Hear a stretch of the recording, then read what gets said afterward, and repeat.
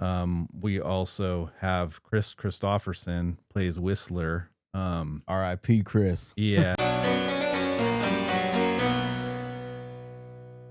Hello, everyone. Welcome back to the channel. Today is October 9th, and it is a really cool movie, a part of our 31 Days of Halloween. We choose all sorts of different types of horror-esque movies. Sometimes there's comedy, sometimes there's romance, sometimes there's kids' movies, sometimes plain horror. This is an action horror, and it is probably one of the first stepping stones for Marvel in cinematic history in terms of big wide releases. This movie is Blade in 1998. Yes, Wesley Snipes is Blade. It's awesome. It's sick. I love this movie, so I was really excited to put it on this list this year and rewatch it. I know Anthony's seen this movie before. This is a solid rewatch. It's really great. It's definitely a movie you should check out around this time of year, especially because we're talking about vampires. A lot of vampires, man. This movie is so fun and it has so many great one-liners, and I just really have a great time watching this movie every time. So, how was your rewatch?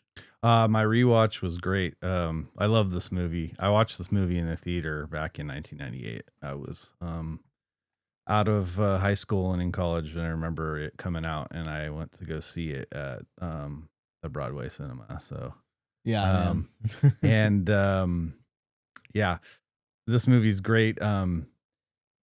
Let's talk about a little bit about the actors in this movie. I thought the acting was good in this movie. We have Stephen Dorff as Deacon Frost, and then obviously we have Wesley Snipes as Blade. We also have Tracy Lords that plays the little vampire chick. We also have Chris Christopherson plays Whistler. R.I.P. Chris. Yeah, old country great Chris. And then we have and then there's a side character. Don't really know her name, but she plays Karen. Her character is Karen in the movie. Yeah, this movie starts out really solid with the opening sequence. It's kind of unforgettable in this movie with the Confusion song that's playing, and they go into this club, and it's a bunch of vampires, and you have the fire hydrants of blood. Fight choreography along with the CGI is just like, the CGI was kind of like cheesy if you look at it now in terms of today's standards, but back then it was pretty much cutting edge, and I still think it is kind of cheesy, but I still think it, in a way, it's kind of cool the way it's presented.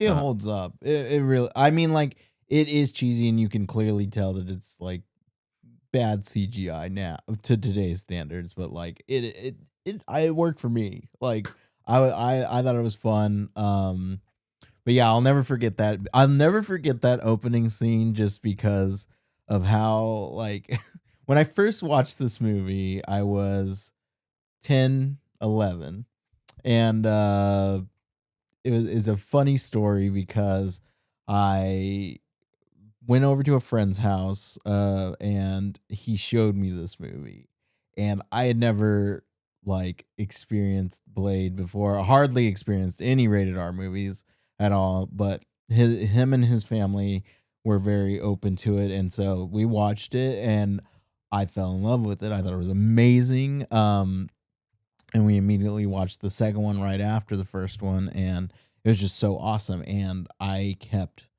watching this movie over the course of the next couple of weeks, and then I borrowed the movie from my mom's friend, and she she let me borrow the movie, and I watched it at home a bunch. And I probably saw this film close to 30 or 40 times before my mom actually watched this movie. Oh man. So when my mom walked in the beginning of the movie one time when I was watching it, she freaked out on me. And it was super funny because it was like during the blood rave scene. So I thought it was like, she immediately just like, "Oh my God, what are you watching? Oh my God, you should be watching this." But I had already seen it like 40 times. So it's really just really funny. But I loved Blade so much. Like I was Blade for Halloween a couple of times, and I love this character and this movie. Just like again, rewatching it, so awesome. The fight choreography, as you said before, in that beginning scene is awesome.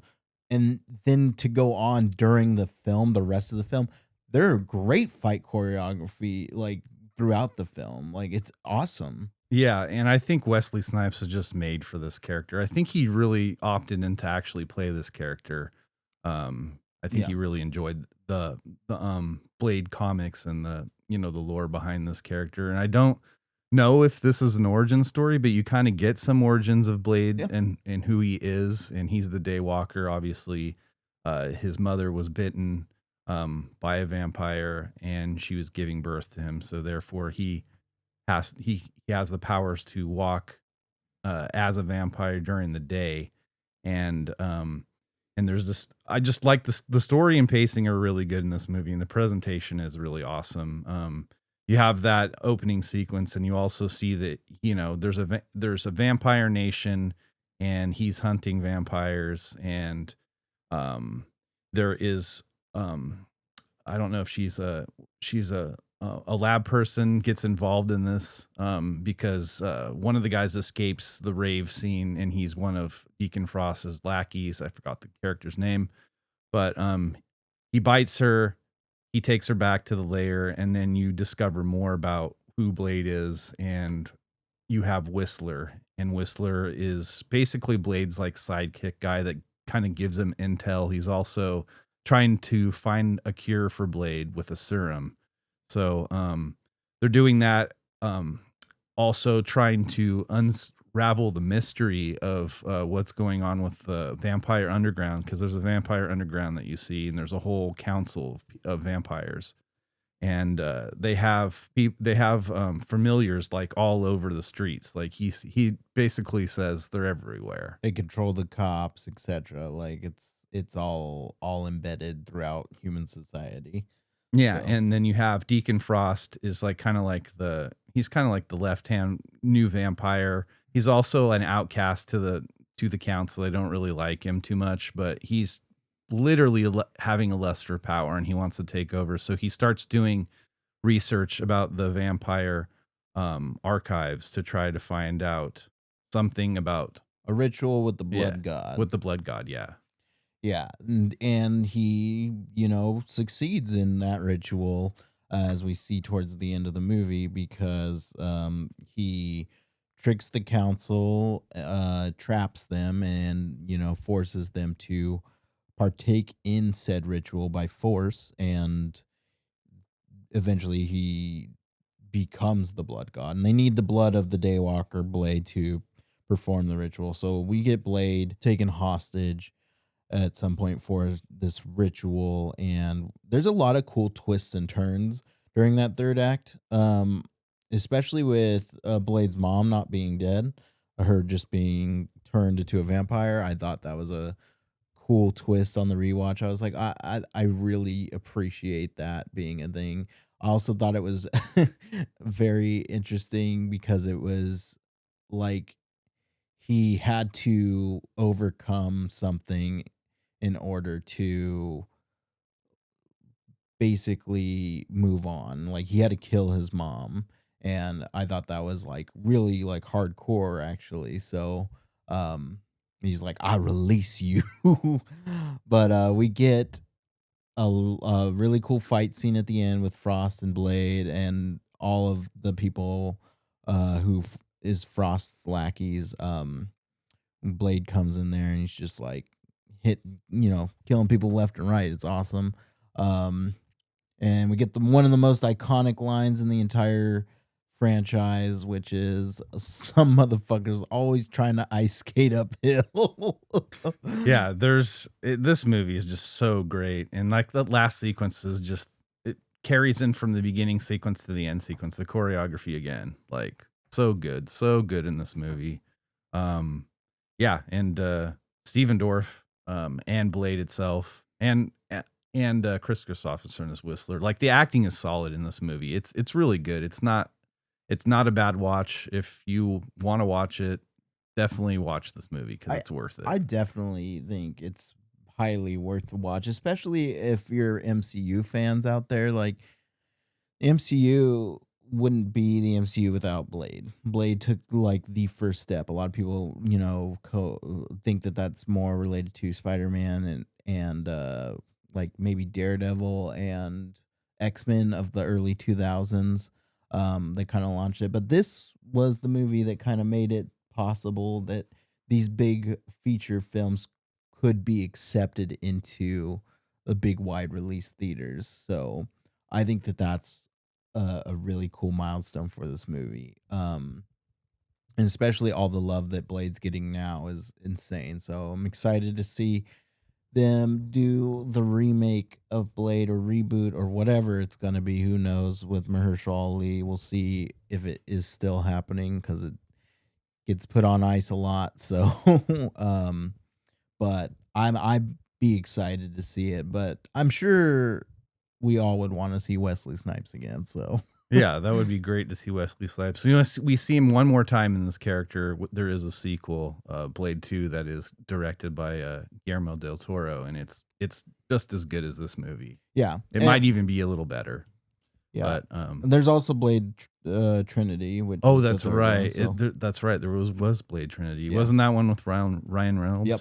Okay. that one involves a resurrected Dracula. So we'll see. It's okay. It's okay from my memory. Maybe it's better than I thought it was at the time. So I'm curious to rewatch the other two at some point here. So, but yeah, Blade 5 out of 5 for me. Easy. Don't have to go over it. What would you give it? It's a 5 out of 5. Obviously, not gonna go down that path of twisting my words and saying what I'm gonna say again. So definitely 5 stars.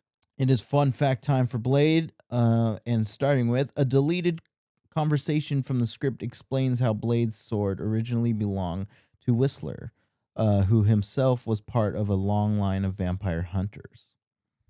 So we didn't get that. No, we did not. That is cool. It is cool. When David S. Goyer first pitched the idea of doing a Blade movie, the executives of New Line felt there were only 3 actors who could possibly play the role: Wesley Snipes, Denzel Washington, or Lawrence Fishburne. I don't know. Denzel's good, but I don't see him in that He's not character. Blade. Yeah.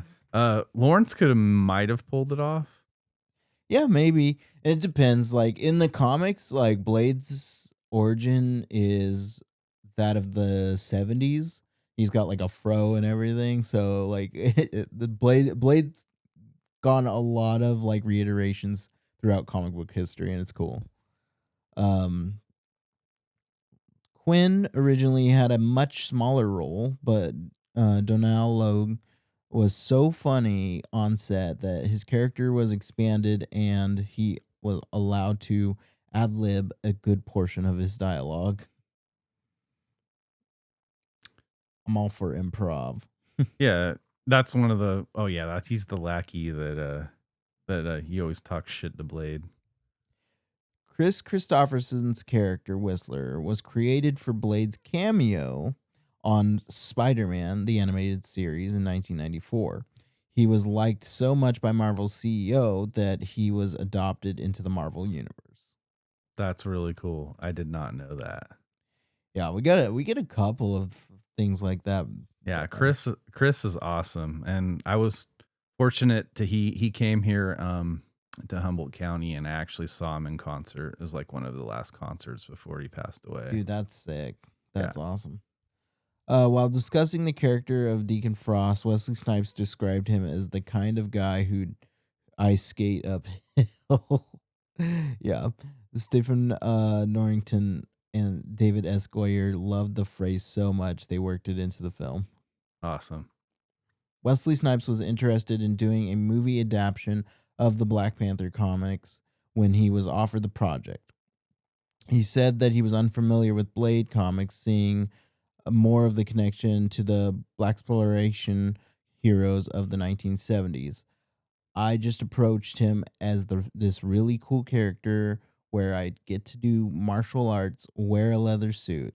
He said, so that's a funny little It is a fact. funny fact because I thought he was like more. He knew more about the comics. I guess I was wrong. When Karen first meets Whistler, Blade can be seen holding a map of New Orleans. This not only implies the city they are in, it is an homage to the comic books. Many stories in the Blade series occur in New Orleans, Oh, nice. I as did not know that. as a lot of vampire lore stories occur. The little Easter eggs in this film, but now I know that one. Jet Li was offered the part of Deacon Frost, but opted to do Lethal Weapon 4. I'm glad Stephen Dorff was instead. Stan Lee originally had a cameo that was ultimately cut from the film. He Oh, played one of the cops that came into the Blood Club during the aftermath and discovers Quinn's body on fire. damn. I wish we would have left it. Yeah. In the original Marvel Comics storyline, the character Blade was English, not American. One more. The scene where Karen and Deacon are talking about the cure of vampirism initially ran a bit longer and answered the question of how the vampires would feed if everybody was turned into a vampire. They would keep some humans alive in giant blood bags to harvest them. The bags can still be seen in doorways in a doorway during the scene, and later played an integral part of the plot in Blade Trinity. It was also the underlining plot structure for the movie Daybreakers in 2009, which I don't know if you remember that movie, but that movie's dope. Daybreakers? Yeah. I've never seen it. It's got Sam Neill in it. It's got William Dafoe in it. It's really good. Oh, nice. And that's it for the fun facts that we have for this episode. Thank you so much for watching. Go watch Blade. Highly recommend this movie. We both do. And go to patreon.com/thecalvacam if you want to show some love over there. Join our community. Hit that like and subscribe button down below. And also follow us on our socials. We'd love to interact with you all. So thank you so much. And we will catch you on tomorrow's episode. See you then.